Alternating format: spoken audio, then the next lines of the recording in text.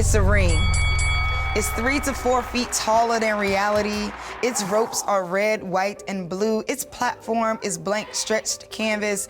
Commentators say it's built for a man. Promoters say there's room for my competitor and I. There's gloves and coaches and centers and punches, strategy, knockout, blood, sweat, and tears. Entrepreneurship is a boxing match. We, the women, know how to stay light on our feet. We slide through insecurity. We shuffle through sexual harassment. Me too. We dip and block, duck and land. Then suddenly, the predefined role of woman calls our name. Wife, feminist, mother, grandma, cook, auntie, babysitter, nasty woman, pow, right in the kisser. I lose balance, fall.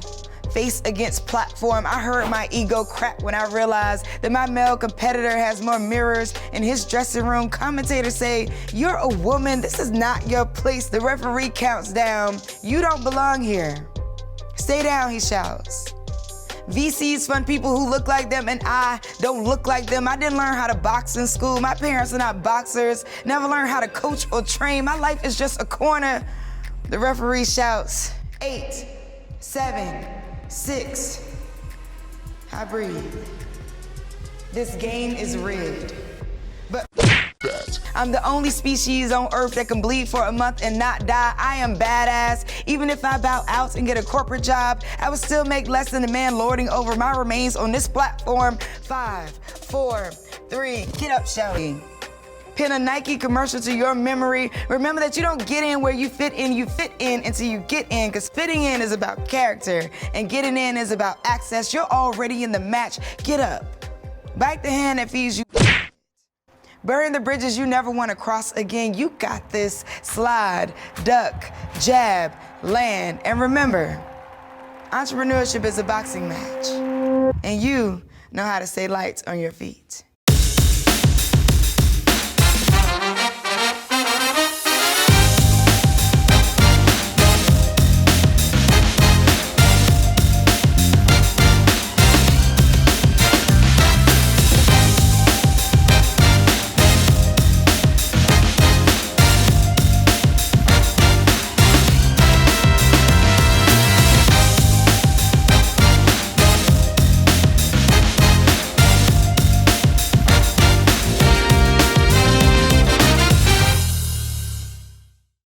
Welcome to the Black Girl Ventures Pitch Competition.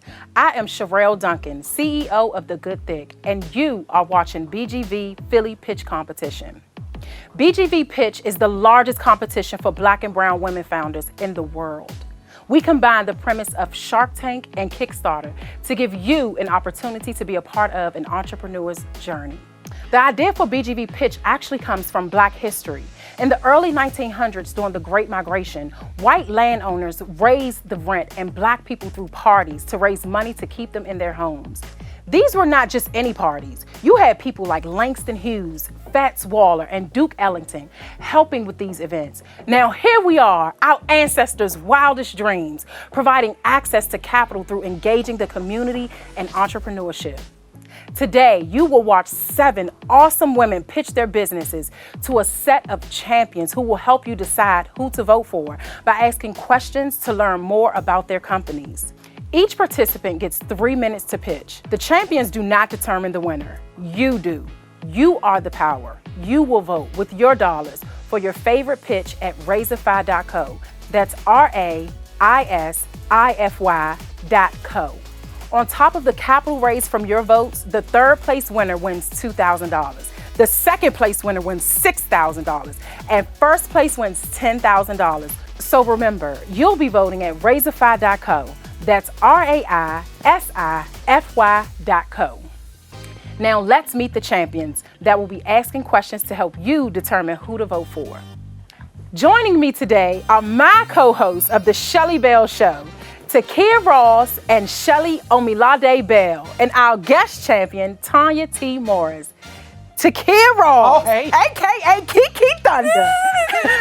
Give us a fun fact, girl. Okay, girl, I got one. My fun fact is I bungee jump. Yes. I need to see video. Okay, You know. You gonna talk to me I'm about talk to you about it. Okay.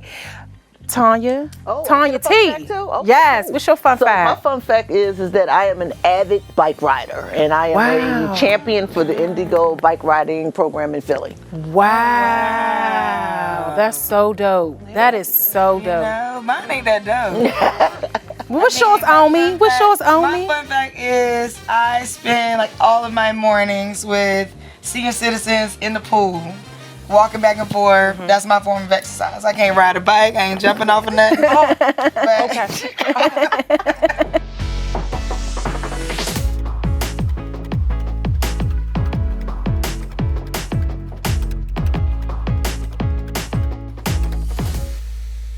Our first founder is Shauna Haley, founder of She's Brown Like Me.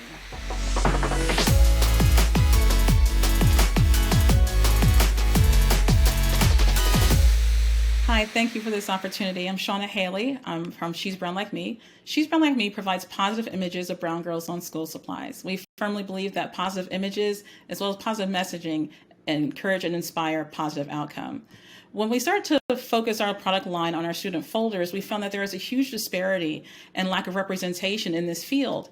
There are images of almost everybody else and everything else. Unfortunately, they avoided and overlooked the BIPOC community. The BIPOC community is one of the fastest growing communities in the country, so why overlook this? And what their oversight is our opportunity. The paperboard office supply market generated $1.2 billion on average in the past 4 years, even with COVID. And we have some great leaders in that field, but we feel as though in the next 3 to 5 years that we can cut into that a little bit in our niche and focus on our goal of attaining approximately 2% of that market. I know this girl who wants to be seen in a beautiful and positive way because I am that girl. I grew up in the 70s and we had Jet, we had Essence, and we had some nice things, but these are primarily things for adults. What little girls with great imaginations had was our own imagination. And what we had to do was take care of our own imagination with pretending that we had long blonde hair like the Barbie doll that we carried. But what that ended up doing to us psychologically affected how we developed, not enjoying or understanding the beautiful vessel that we were born into. And I don't want any other brown girl to experience that.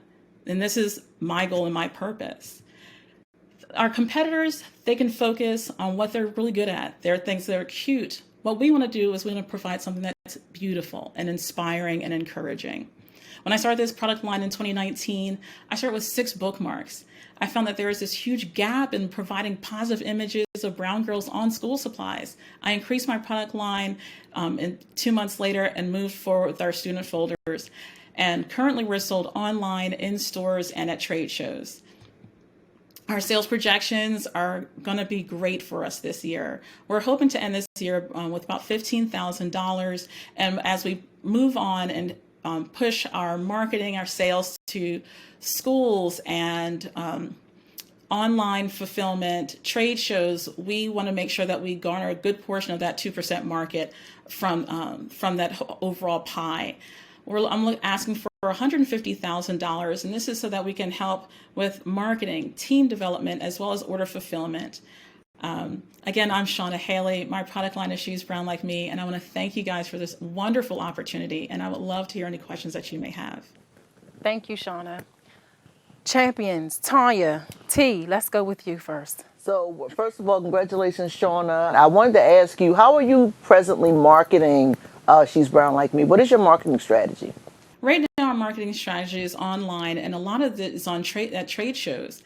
We person to person, word of mouth, we get a lot of traction that way. And with that and that groundswell and just pretty much guerrilla marketing, we've made huge improvements over our beginning year in 2019, in the fall 2019. I've actually just worked into a partnership with someone who's going to take care of our online strategy. And I'm working on focusing also on getting someone to take care of more of the media side so that we can hopefully develop more in regard to online marketing through Facebook, Instagram, as well as TikTok and Twitter. And does your marketing strategy include any type of partnerships with school districts? Like, are there other opportunities? What are some other opportunities that you're exploring? There are great opportunities. I'm glad you asked that question. There are going to be great opportunities for us for 2022, and that's what we're focusing on. We're going to look for partnerships with a lot of the school districts throughout America, beginning here in Philadelphia, because this is where I'm home and I'm home based. But we're also going to look for companies who are wanting to step up to the plate. You know, in recent years, companies have made promises to encourage and inspire the BIPOC community and make financial contributions in many different ways. So we're going to parse out different avenues as well as marketing and generating revenue in that regard. Yeah, could you tell us a little bit about your manufacturing? Like, how are you producing these? How many can you produce at a time? You know, if you got a big order from Home Depot tomorrow, like, what is your fulfillment? You know, would you be able to fulfill that? And that's the biggest concern of like large order fulfillment. I currently am based in Philadelphia, and my production is here in Philadelphia. I have a company, M3 Printing, that does all my printing for me. And they are well equipped to take care of, we have our student folders that we have our bookmarks that they take care of. In regard to the, I have pencil cases that are taken care of by a company that's in Canada.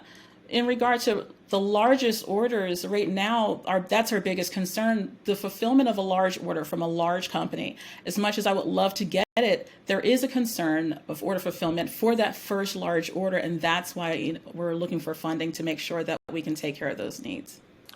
Thank you so much, Shauna. My pleasure. Thank you so much for having me. I don't think she answered one question we asked. I was about to say the I same thing. I was like, girl. She's kind of raw when it comes to the business acumen, because one thing that's an opportunity for her, Five Below is based in Philly. Okay. Right? She could never fulfill an order for like a Five Below right now, because she just doesn't, she's pretty raw on the business acumen side of, even like when you ask the fulfillment question, right? And then you got Canada doing your pencils, and then M3 Printing, which I know, which is right in Philly. I know they're sending them to her. They're not fulfilling it like from a mail order perspective. You see what I'm saying? So really raw, really raw.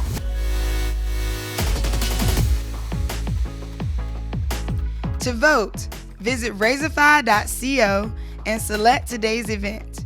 Enter your donation for the pitches you love and click the donate button to proceed to checkout. Review and confirm your donation once more by tapping donate. And finally, key in your payment info to cast your vote. Voting will be open for 7 days. And remember, there is a $5 minimum for your vote to count. Your donation keeps a Black or brown women in business. You are changing the world with Black Girl Ventures. Up next, we have Chanel Johnson Spence, the founder of Base Butter.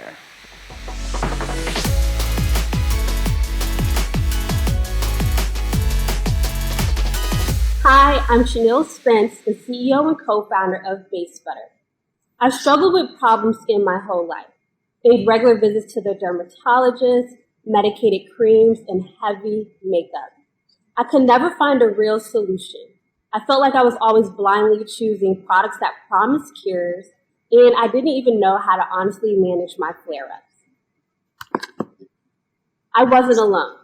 We surveyed 3,000 and found that 89% suffer with some sort of skin condition, and 86% struggle to find clean, safe, and effective formulas. The problem? Skincare is hard to understand, skincare is hard to implement, and there's simply no room left to be imperfect. So we built Base Butter to help make skincare easy. There is a huge need and opportunity for us within the industry as we fall under each of these growing markets and segments. The global beauty industry is currently worth $500 billion, but is expected to grow to $700 billion by 2025. Skincare accounts for 42% of the global beauty market, and it is the most profitable segment of the global beauty industry. Currently, 58% of women are shopping clean beauty, and indie beauty brands like us are capturing market share from giant legacy brands like a L'Oreal due to millennial and Gen Z interests. And best of all, this past year, major retailers like a Macy's, Target, and Sephora have actually promised to commit 15% of their shelf space to Black-owned beauty brands like ourselves. Through crowdfunding, we raised capital to launch our hero product, Radiate Face Jelly. Radiate Face Jelly is a moisturizer with healing properties all skin types can get behind. Since its launch, we received over 500 almost perfect reviews and notable press from Vogue, Essence Alert, and Beyonce, to name a few. One customer said that 5 stars is not enough for this product, and estheticians even use, recommend, and sell Radiate Face Jelly in their daily practice. Radiate Face Jelly currently has an 800% retail markup going for $21. On average, our customers replenishing their Radiate Face Jelly every 65 days. And year to date, our overall customer retention rate is 40%. Last year, we saw a 300% increase in sales, yielding $250,000 in revenue. We profited 35% of this revenue. We plan to achieve $500,000 by year's end, and we plan to achieve $1 million in 2022. We're rolling out a product line expansion to achieve that $1 million.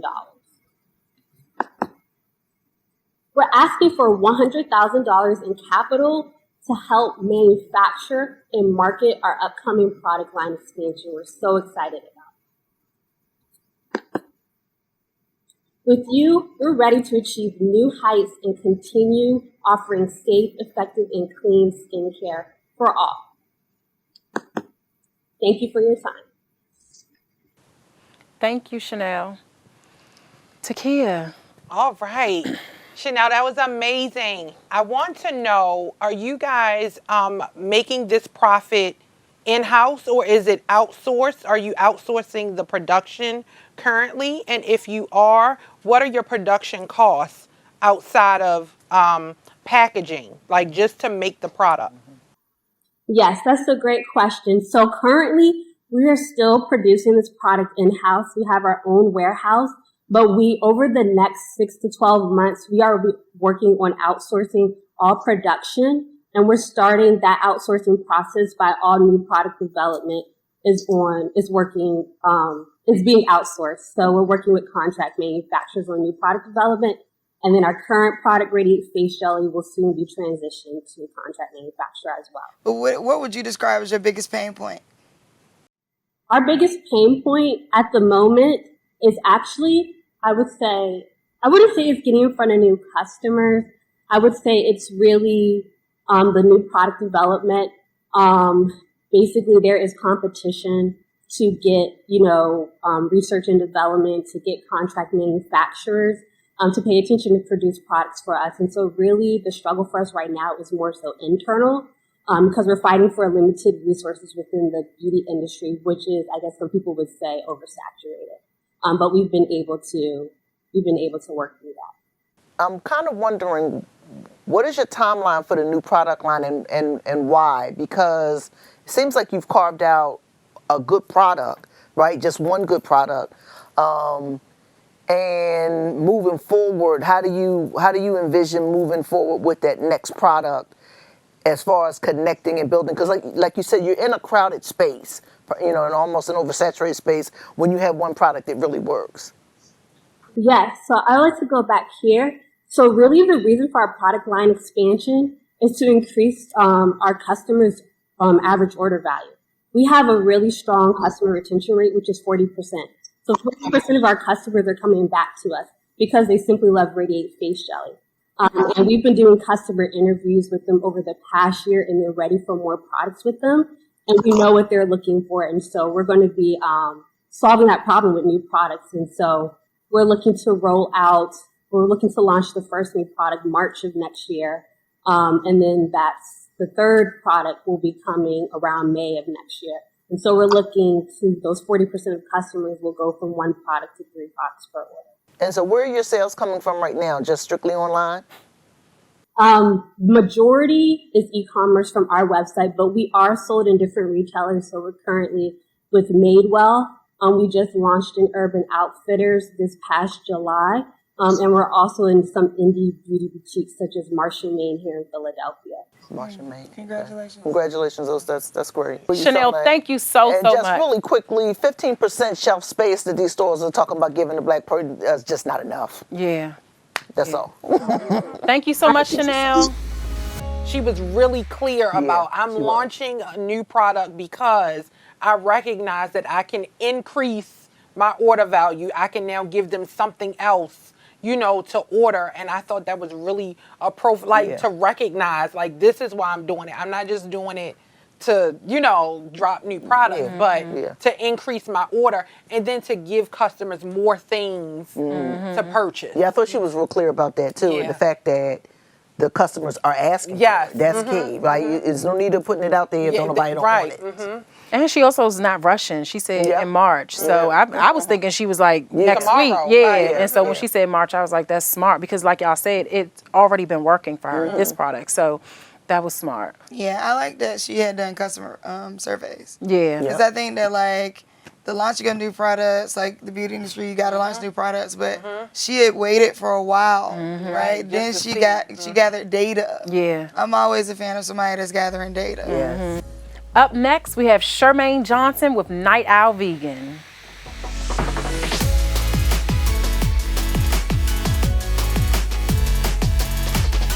"14 years ago, I was diagnosed as type 2 diabetic. My beloved grandma Eva was an insulin-dependent diabetic.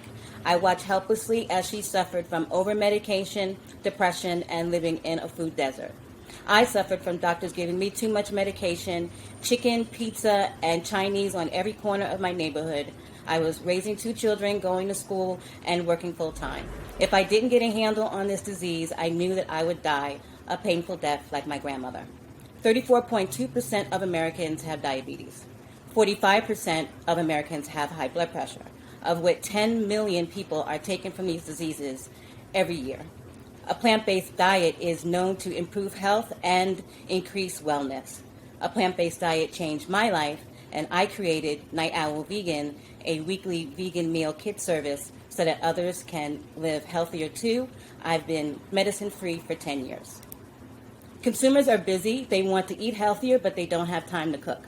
Consumers are not satisfied with the quality and the flavor of vegan meal kit services they currently have, and the typical American diet is not sustainable from a public health perspective and the health of the planet. At Night Owl Vegan, we partner with local farms to purchase produce and teach the community about eating plant-based. We created a vegan culinary apprenticeship program with the local high school and urban farm for training and recruitment. We share the same values as our customers regarding sustainability, animal cruelty, and the environment and health, and we partner with food justice organizations to help shape food policy. Our competitive advantage is that we are exclusively vegan meal kit business. Our produce is locally sourced, fresh, not frozen. Our community partnerships strengthen us, and we will be the only owned and operated African-American, women-owned vegan meal kit business. Did you know that cinnamon regulates blood sugar and hibiscus tea lowers blood pressure? We use our knowledge of the healing power of plants, another competitive advantage. Our customers love us. Since 2018, we scaled to 650 meals per week without the use of a dedicated commercial kitchen.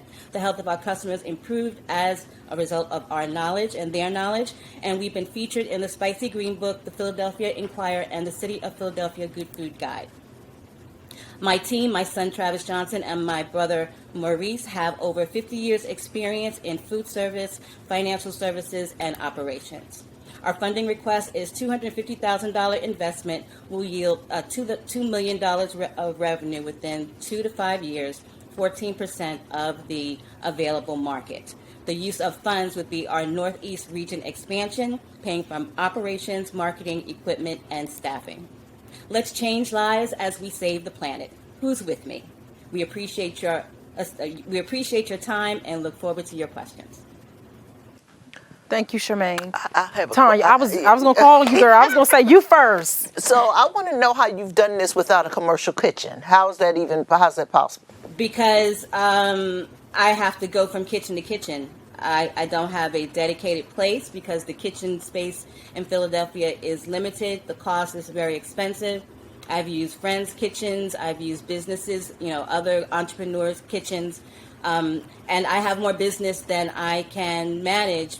And I need a dedicated space in order to fully expand my business. So did you say that $250K was going to be for you want to build out a space as a commercial kitchen? Absolutely. We're looking to create sort of a distribution center since we plan on providing our service regionally. So it will be a kitchen that will be even a ghost kitchen, which will probably save us more from an overhead perspective, but it needs to have a certain amount of space available for our cold and our package storage. Okay. So is this like a weekly, daily, monthly like is it a subscription program? Is it like Blue Apron? Is it like like how does a client say I want this? What do they need to do? So what is the price? Like tell. Yes. So you can go right now to nightowlvegan.com. It is a weekly service, not subscription. I didn't like the model where our service is different in regards to the customers pay for their meals and then they get their meals delivered every week. It is not a subscription service where money is taken and you get food shipped to you. You get to make your choices every week, which my customers do and they have done over the last couple of years. We communicate with them via social media and email every week to let them know that the new menu is available. That's on Tuesdays. They place their order by Friday at noon and they get their food delivered on Sunday mornings. In terms of shelf life, talk to me a little bit about delivery times. How long things last. How does that part work? Like from the cooking to the delivering, and do you have a lot of waste? So shelf life. All of our meals have labels that give you the shelf life, the nutritional panel, and the ingredients because my customers are very particular about what's in their food. In general, the food lasts a week. My lifetime value of my customers is normally 9 months to a year, so they order every single week for 9 months to a year. So the storage is usually about a week because it's vegetables, and I'm very particular about quality. I let them know that it's normally about 4 days. Some things can be frozen, like chicken pot pies and things, mock chicken pot pies and things of that nature can be frozen. But for the most part, the shelf life is 4 days, 5 days at the most. And usually by the end of the week, they're ready to order again because they've eaten all of their food. Thank you so much, Charmaine. You're welcome. I really enjoyed it. I feel like she had it together. Yeah, I feel like she had her numbers together. She came correct. Yeah. She was ready. She was prepared. Yeah. She was confident. Yeah. That's gotta be she really was ready. time consuming now. Yeah. That going from kitchen to kitchen. Yeah. And I know there's some challenges with the commercial kitchens in Philly. Yeah. So that's got to be really time consuming. So I get her needing the space. And I appreciate that she was honest. Yes. Like that she was just like, you know what? Yeah. I know that we can't do anymore right now. Where I am. And that's why we need what we need. That to me was really like, thank you. Very refreshing. Like, thank you so much for just being honest and saying, because we know that if you get this investment, you're going to do what you need to do. Right. Not being willing to lose quality for the scale. I think that's the key. Like, even in things that we see that we love that are like commercials, like they scaled and then they got not so great. Like, this is not even good anymore because now they're focused on such a big scale. So, like you said, I really appreciated that.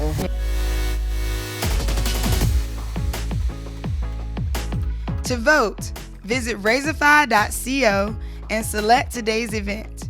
Enter your donation for the pitches you love and click the donate button to proceed to checkout. Review and confirm your donation once more by tapping donate. And finally, key in your payment info to cast your vote. Voting will be open for 7 days. And remember, there's a $5 minimum for your vote to count. Your donation keeps a Black or brown woman in business. You are changing the world with Black Girl Ventures. Up next, we have April Lansett of ALA Therapy.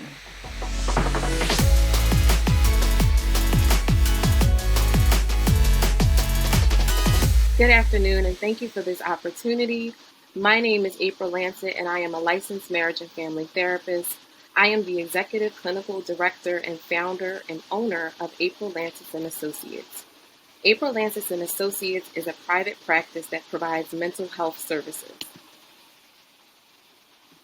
What we do is we provide mental health treatment, consultation services, and speaking engagements.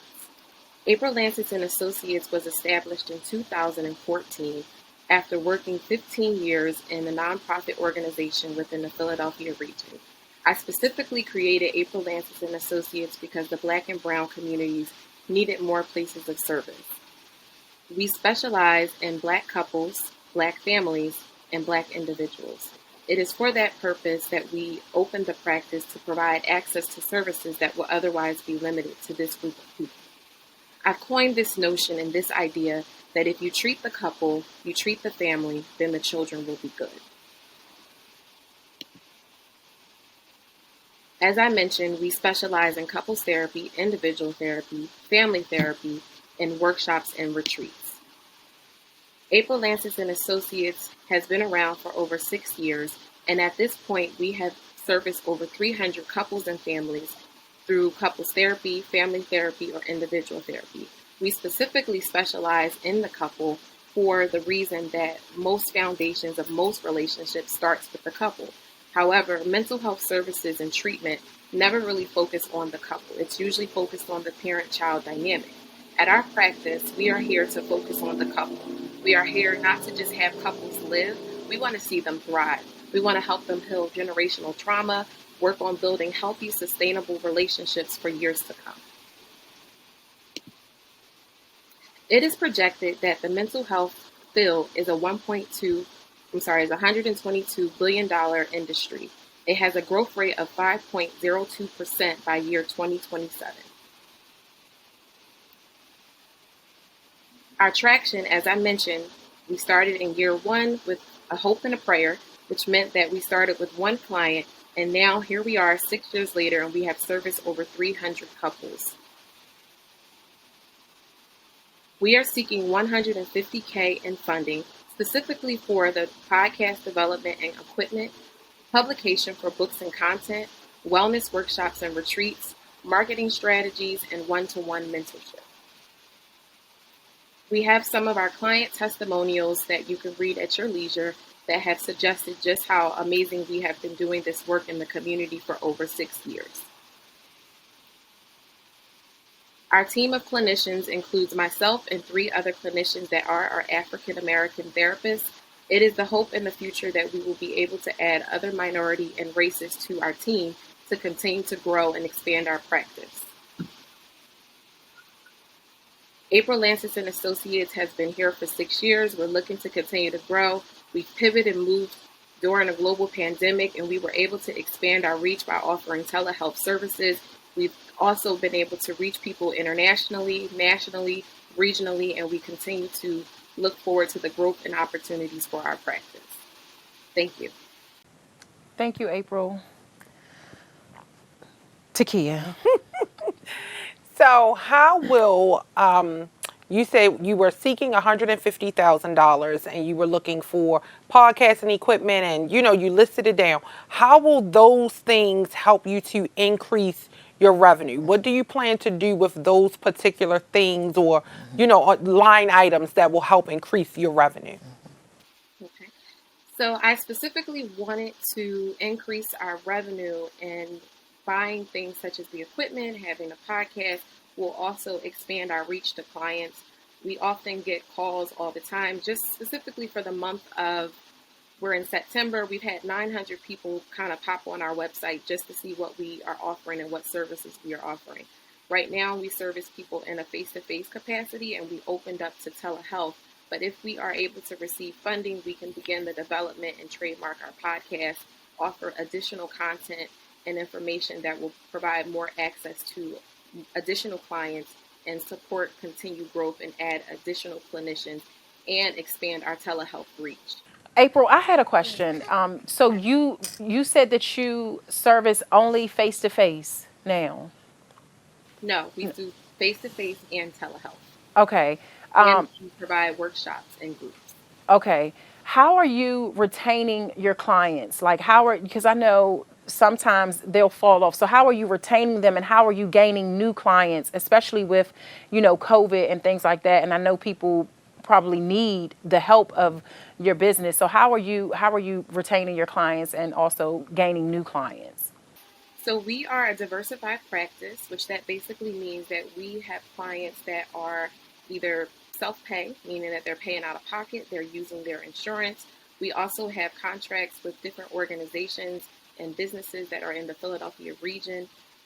We tend to have clients stay on for at least 12 months or so. We tend to get referrals, either word of mouth or either by the providers that we have contracts with. People also find us on IG. We also have our website, and then we also have our Facebook page. I've received clients from all of these different outlets, and what makes clients stay, I would say, is the work and the services that we provide. Specifically couples. Couples are always coming to us. We're known as an African-American provider in the neighborhood that we're providing services in. And so that makes us an option when people are looking for those services and they specifically call for that purpose, that they want a therapist of color to support them in their relationship or family challenges. As far as retaining, we always tend to offer different opportunities, whether it's individual, whether it's couples therapy, whether it's workshops. Right now, we have a women's group that is specifically focused on Black women and women's mental health. And that was offered either face-to-face or via telehealth. And so the option that people seem to be going for is telehealth versus face-to-face. And maybe because right now we're in the middle of the COVID variant wave. And so people are feeling more secure doing treatment and therapy at home. Thank you so much, April. All right, girls. I mean, I just feel like she's just not seeing her opportunities. Mm-hmm. But as an entrepreneur, y'all know this. Sometimes it gets hard to see opportunities. It's like it's so much. Yeah. You're working in and on your business at the same time. Mm-hmm. And sometimes you have to take a moment to step back and do the on. Mm-hmm. Like work on it, fully work on it. Work on and then she can step into her role as the founder, as the CEO, and not as a clinician. Yes. She's still working as a clinician and not as the CEO, and that's a different role. Yeah. But wait, she's still thinking. Yes. You're right. That's it. Right? She's still thinking like a clinician. Yeah. Thinking and like not as a CEO. That's right. That's right. Yep. I think it's that fear piece is like, not afraid of just like letting go and moving into figuring out ways. Like y'all just gave her a great way. This is where your money is. You need to put it into this. Yeah. But, I've also seen that a lot of founders get people in their ears like, no, podcast is the wave. This is what we need to do. And I think you need to have people around you that are going to say, no, do the work. Yeah. And this, you know what I mean? No, do focus. And it's okay to be afraid. It's okay. But do it. Just keep working. Yeah. At it. Business mentorship is. I've been seeing a cycle of just needing business mentorship with the founders. Well, up next we have Nikisha Bailey with Win-Win Coffee Bar.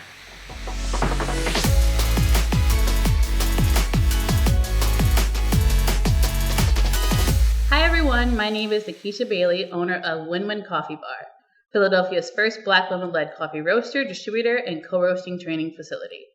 Throughout all things that I've done in my life, representation has been very important to me. If you can see it, you can achieve it. No matter if I was working in the music industry or the nonprofit sector, seeing an example of yourself showed others that their dreams and goals were also attainable. It was a lifelong goal of mine to own a coffee business and not only be a representation of that industry, but my community as a whole. Philadelphia is one of the blackest cities in America, yet only 2.5% of those businesses in the city are Black-owned, so I set out on a mission to change that narrative and shift the coffee industry back to Black. We launched Win-Win in 2019 and quickly had to pivot our traditional brick-and-mortar operations in 2020 when the pandemic hit. Because of this, we launched our own retail roast, the Win-Win Blend, and we were able to sell thousands of bags in a very short time frame. Through this exercise, it showed us how profitable the coffee industry was. Coffee is a $200+ billion industry, yet only 10% of that goes back into the Black and brown communities that it comes from. There are over 2,000 coffee brands and roasters in the United States, but less than 2% of those are women and minority owned. We also learned a lot about our target market. 44% of millennials consume coffee, with the average millennial spending $3,000 a year on their coffee needs. We also know that across the board, millennials look at social good and their own actions or contribution to the community is very important to them. 86% of all millennials believe that the everyday do-gooder who intentionally spends money to have a positive impact in their community is important to them. So whether you're an active coffee drinker or not, knowing that you are directly impacting your community is a selling point to the vast majority of our target market. As we continue to expand our retail and wholesale outlets, we are projected to create 20 jobs within the next year with a 10-year projection of hiring over 400 people. Also, as we continue to scale our business, we are projected to hit the 1 million mark next year, and we have a 10-year projection of generating $52 million annually. We are seeking an investment of $500K, which will go toward building out our roaster and supply chain, employee pay, and overall marketing and branding needs. We've had the privilege of having lots of great partnerships. One that's most impactful for me is ours with PowerCore, which is a local Philadelphia nonprofit that provides job training for minority youth, which we've been able to hire from the program. We've also been accepted into Aramark's Diverse Supplier Program, and with our MBE certification, this will unlock new brand partnerships for us. A little bit about myself. I have a decade experience in branding, marketing, operations via the music industry. I'm also trained via the Specialty Coffee Association, so I can train and certify other coffee professionals. My business partner, Matthew Namaste, has a history of scaling large companies, also in sustainability and community engagement. Together, we not only want to serve you a great cup of coffee, but we want to provide a positive impact on our community by hiring in Philadelphia and bringing the coffee supply chain back to Black. Thank you, Nikisha. Like that. I'm trying to figure out, how are you marketing your business right now? Is it strictly online? It's online. We do have a brick and mortar. Where are you located? We're on Spring Garden Street. What 100? I hate to get so specific. So 931 Spring Garden Street. Okay, all right. I know exactly where you are now. Okay, nice. All right. And so you transitioned, you were a brick and mortar, and then you went to the online because of COVID? Brick and mortar. We're open a few days a week, but once we weren't able to have people in our space, we transitioned to having our own retail blend and selling that online to keep the doors open and to keep our marketing and branding going. And so the relationships that you've built with Power Corp and some of those other folks, how have you been able to, have you used that as a part of your platform to hire and to expand into other brands of coffee? So we work closely with PowerCore. They are located right across the street from us, so the team would always come in for meetings, and we began hiring and training from their program. We have hired directly from their program, and we will continue to work with them. We also work with Sunday Breakfast and Mural Arts, which are other local nonprofits. And so as we continue to scale, we do plan to use those organizations to build our company. You're very social enterprise, enterprise focused, which I think is rare for your industry, which is really powerful. Yeah. Do you sell like pastries and things like that in your store, or is it just the coffee? So prior to the pandemic, we were a full-fledged cafe. Okay. But we only do coffee services now. Okay. I'm really curious about how big you see yourself going. I mean, you've mentioned that you have some major partners there, but what is your strategy for scale? Not full strategy, but what are your thoughts about scale? And how you plan to be in multiple stores, or do you? Like, what is your scale? What are you thinking about for scale? We definitely want to be in the retail market. We are talking to ShopRite about launching into their stores next year, but we also know that like funding the training side can come from our MBE certification and dealing directly with those larger contracts. So I not only see us as a retail provider, but I also see us providing coffee to your hotels, your corporations, those big businesses that really buy a lot of coffee. Also love a good pop-up. So we've done pop-ups before, just in terms of like marketing to new markets and new people. So we'll definitely continue that pop-up model as well. So how are you affected by bringing in your grounds, like, sourcing your raw materials to be able to produce your coffee? How has that been affected, or has it been affected by supply chain issues that we're currently facing? It has not been affected. We were had enough foresight to order a bunch of coffee, raw coffee, before the supply chain really got messed up. And so we ordered about 200 bags of raw coffee. Each bag is 132 pounds of coffee. And so that set us up while we wait for our next roast, which is launching in Q4.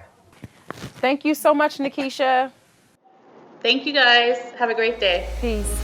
I had some questions about her financials, but because they were a little, like when you talk about I think she said 500K. Mm-hmm.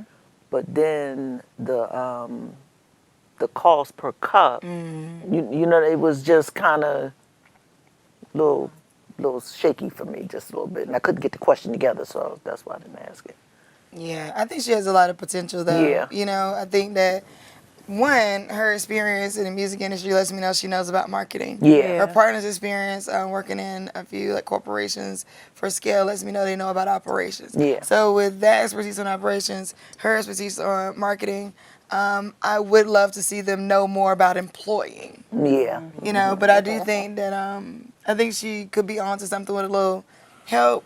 Coach, mentoring, but I don't even think she needs a whole lot. She needs to get into the right room. Yeah. I agree. I think so, Shelley. The fact that she survived the pandemic says a lot about her business and her expertise. And her like you were saying, Shelley. Yeah. Like her ability to forecast, like to see that change, because it happened really quickly. To see the change in the market enough, and then enough to have the working capital to be able to pull that amount of ground, you know what I mean, to invest and hold, because that means you believed in yourself enough to sit on that amount of inventory, knowing that you would, use it in the future. Yeah, she got a lot of the juice. Well, she got a lot of the coffee. Okay, yes, a lot of the coffee. How about To vote, visit Razorfy.co and select today's event. Enter your donation for the pitches you love and click the donate button to proceed to checkout. Review and confirm your donation once more by tapping donate. And finally, key in your payment info to cast your vote. Voting will be open for 7 days. And remember, there's a $5 minimum for your vote to count. Your donation keeps a Black or brown women in business. You are changing the world with Black Girl Ventures. Up next, we have Jasmine Hennett of Sojou Signal.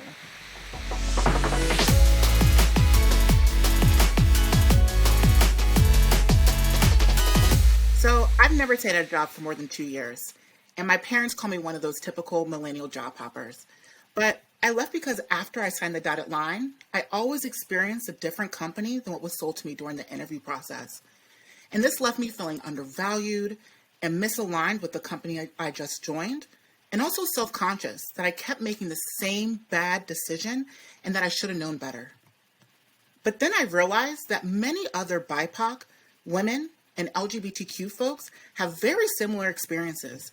And as an HR manager and recruiter, I noticed that there was a lack of transparency during the interview process, which causes marginalized groups to leave companies 3.5 times faster than other groups, resulting in a $32 billion loss in the US workforce alone. So I decided to become a disruptor in the $24 billion HR tech space and solve this problem. Hi, my name is Jasmine Hennett, and I'm the founder of Sojou Signal. We provide a virtual service that helps hiring managers become more transparent and describe what it feels like to work on their team and at the company so that employees who start the interview process are better prepared and more informed about the culture, team, operations, and overall work environment. By doing this, our clients onboard employees that are more productive, innovative, and will generate more profit faster. Our accessible platform is different because unlike our competitors like Before You Apply and Scouted, we focus on the distinct factors diverse candidates consider before joining a company and the reasons why they leave. We assign each hiring manager with a dedicated team, including a diversity, equity, and inclusion specialist, with years of experience to help them articulate their current operations, team needs, and core values.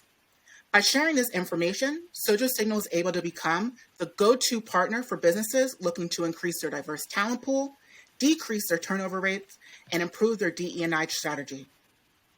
We are generating revenue with our current process and SaaS product. By doing so, we've already helped 5 small businesses and generated $30,000 to date. We hope to continue to validate our process by working with small and medium-sized businesses in the Mid-Atlantic area who care about diversity and inclusion. And we'll provide ad hoc consulting and recommendations. And we even plan to move forward with a job board for companies looking to post their roles and increase brand awareness by the end of 2021. To date, our traction includes hundreds of diversity job seekers who are interested in working for inclusive companies. We also develop partnerships to increase the talent community with university career centers like Temple University, professional organizations, and nonprofits focusing on diverse job seekers. And we've also recently acquired a competitor to add another service focusing on general company culture. And we're currently going through a diversity supplier process to secure contracts with large companies. We've been able to do this because of our team. We have a combined experience of 20 years, and Anthony is a 4-time startup founder who was also a former head of people. So let's chat.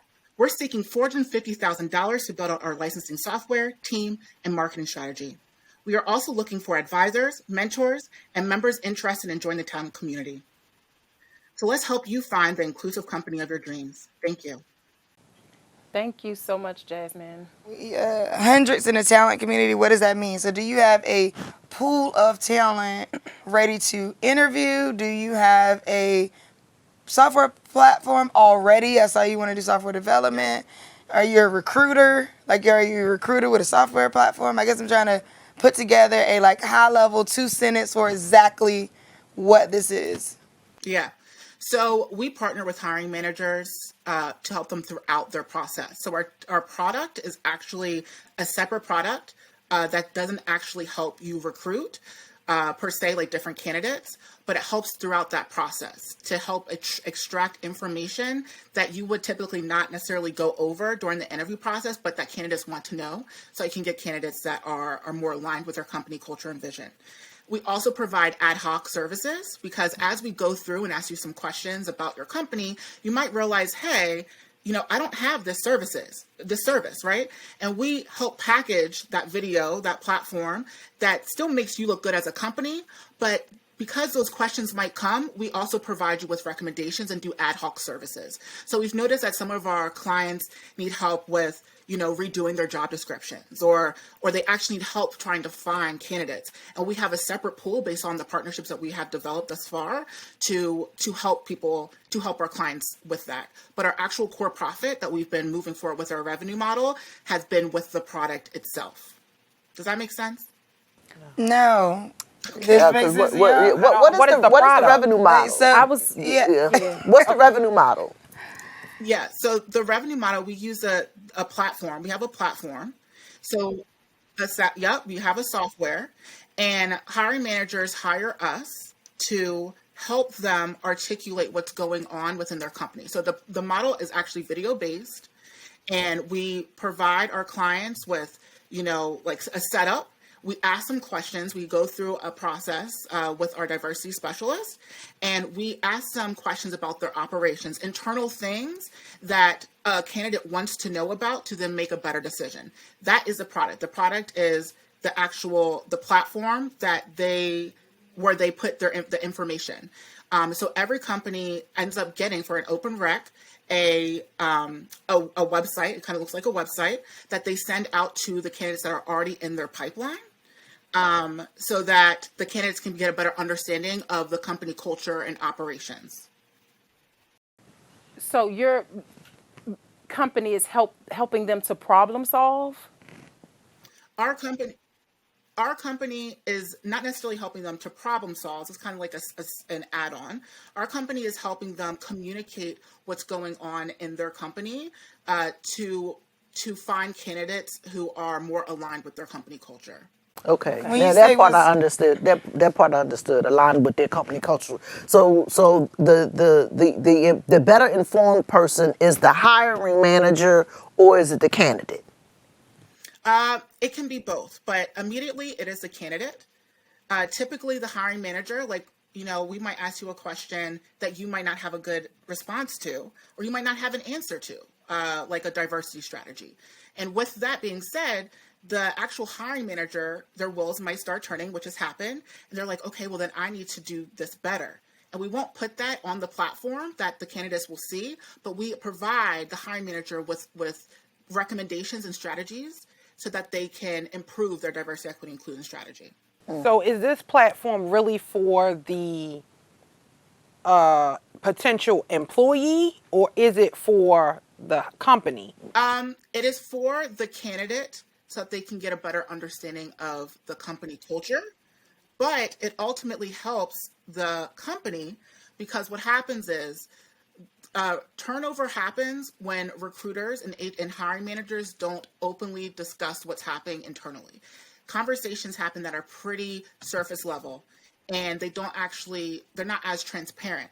So our process helps them be a little bit more transparent about the company, the operation, the current culture, so that they can find candidates who understand this information and are more prepared for further down in the interview process and have a better understanding of their expectations before they join the company, and then potentially leave because they didn't understand certain parts of the operation process or the team or the culture before they applied.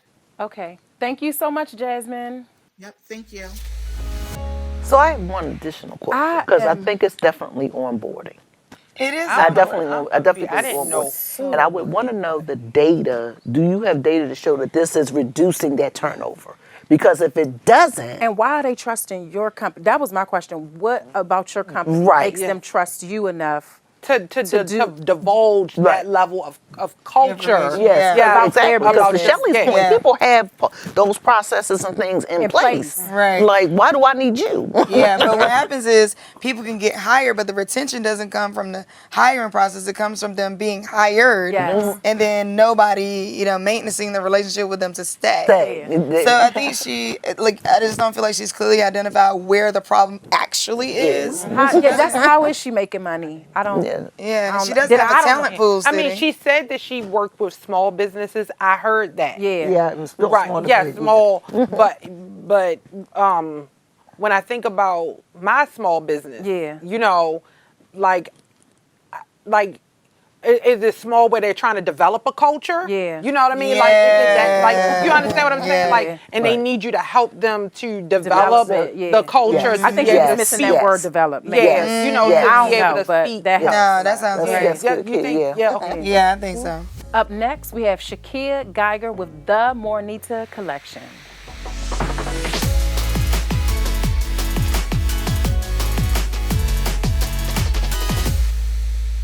Hello everyone, my name is Shakia Geiger and I am an owner and founder of the Mornita Collection.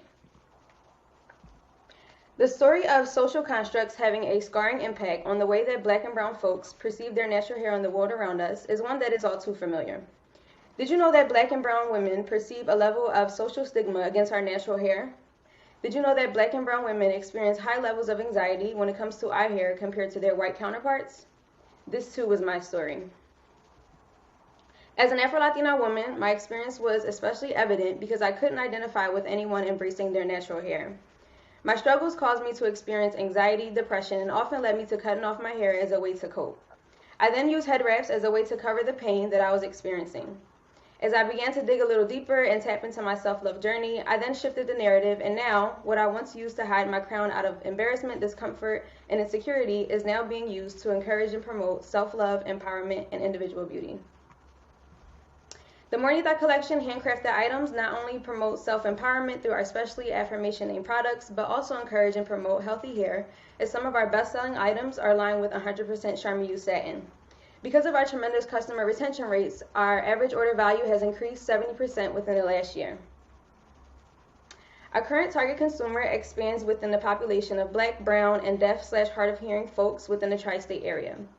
In 2021, the hair accessory market size consisted of 22 million. This market is expected to have an 8.6 increase over the next 5 years, leaving us at a projected revenue of $32 million by year 2026. The market is booming, and the Mornita collection has an opportunity to capture 30% of it. There are many things that set us apart from our competitors in the market, all of which include but are not limited to our growing variety of 16+ collections, our uniquely designed and handcrafted products, and our intention to encourage inclusive spaces for Black, Brown, and Deaf folks. The revenue model that our business thrives off is our online website stream, pop-up shops, business-to-business contracts such as with hair care stylists, and our new and upcoming stream, which is the Mornita Collection vending machine. Not only will this particular stream be accessible, it will also bump up our revenue, serve as a huge convenience, and allow us to reach more supporters. Just last year, we sold over 100 bonnets in a 24-hour period. We've secured 2 business-to-business contracts and growing, and we are looking forward to launching the very first multiple variety vending machine in the tri-state area. In order to stimulate this growth and expansion, we need your help, which is why we have an ask of $155,000, which will enable us to expand our team of co-creators and designers, in which we specifically like to hire folks from the deaf community, enhance product development, and boost our marketing efforts. Again, my name is Shakia Geiger, founder of the Mornita Collection, self-made entrepreneur, and a coda seeking to especially grow our support to the deaf and hard of hearing community by teaching the fascinating language of American Sign Language. Let's stay connected and join us in our efforts to normalize embracing the roots of our crowns with products that promote self-love and bring out the light in you. Thank you. Takia, I'm interested in what you have to say because you I love a good yeah, head you wrap. do. You know I love a I was good just thinking, head I'm going to wrap. Takia first. Yes, I love a good head wrap. My first question is, where is your development? Developing, sewing, sourcing are all very, very expensive. So are you outsourcing your products and getting them shipped here? Are you doing all of the sewing here in Philly? Tell us about that, and then tell us about your profit margins as it relates to your head wraps, because you have different styles.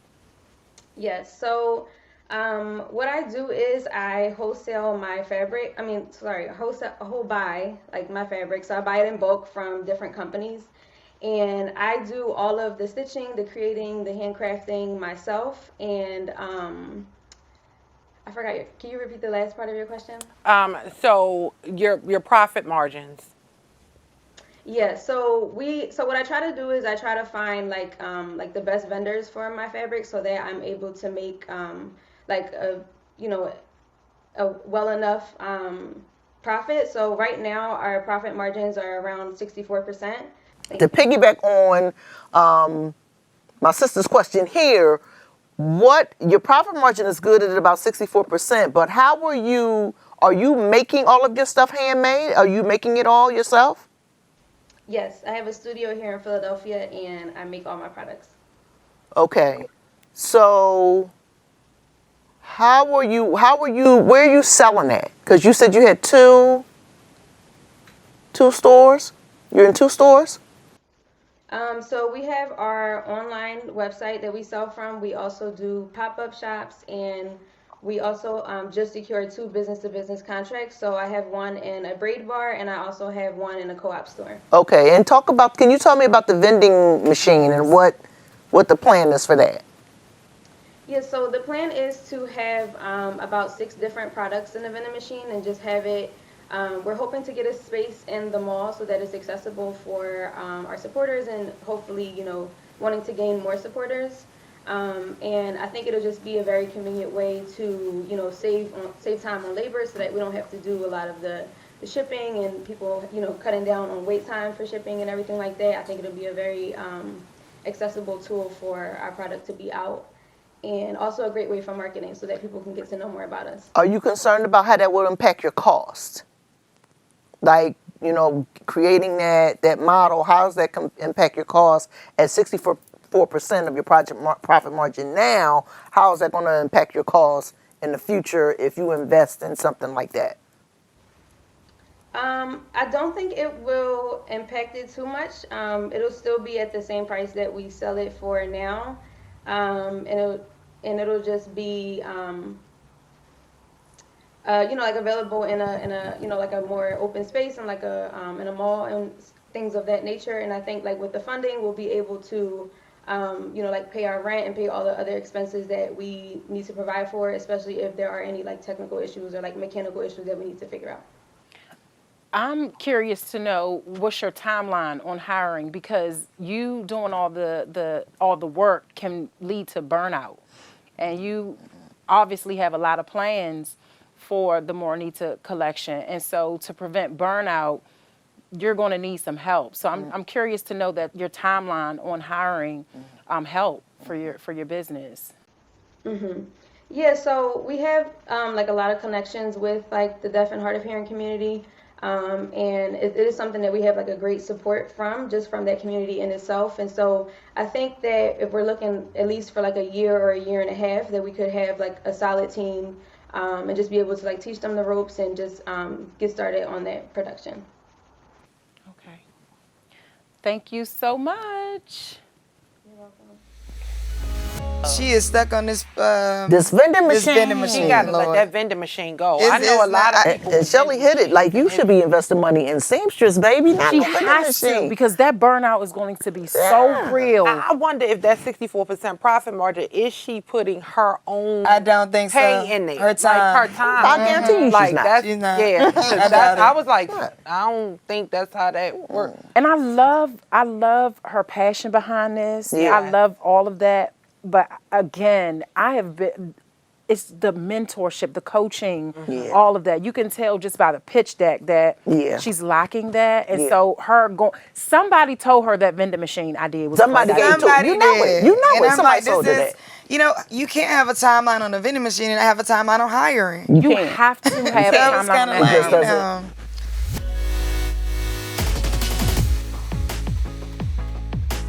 To vote, visit Razorfy.co and select today's event. Enter your donation for the pitches you love and click the donate button to proceed to checkout. Review and confirm your donation once more by tapping donate.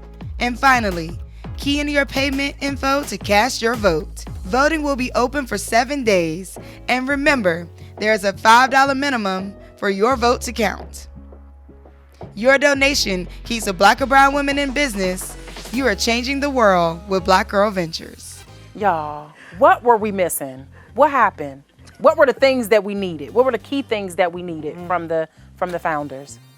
Mentorship.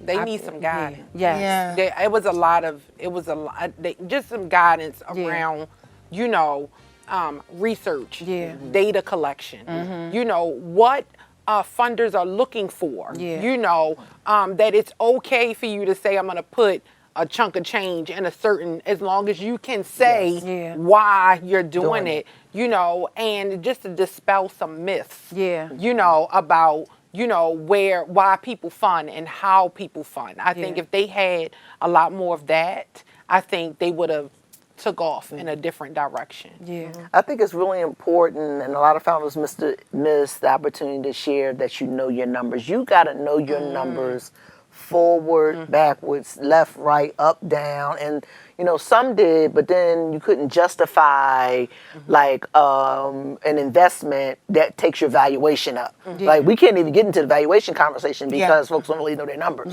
So it's really, seeing people really get that development around knowing their numbers, I think is really going to be important. I think today we did see a lot of social enterprises though. People who care about the community, care about the environment. Yes. So I really like, mental health. I love stuff like that. I definitely, and I think it's to your point that you said earlier about, and to Shelly too, about how we tend to work in and on, and we don't really know how to segment that work. That's right. We don't know how to segment that work, and we're all guilty of it as entrepreneurs. We just don't. When you in it, you in Starting it. at zero. Exactly. You build it. And Tanya, think we don't give ourselves permission to stop That's it. and say, wait a minute, what am I doing? Does this make sense now? how you started may not how you need to be in the middle, may not how it needs to be later on. And we have to be okay with the growth of as our business grows and matures. It's going to change. It's gonna, look different, and we have to be okay with stopping and saying, okay, we built this. Now let me figure out how to build the next thing and the next.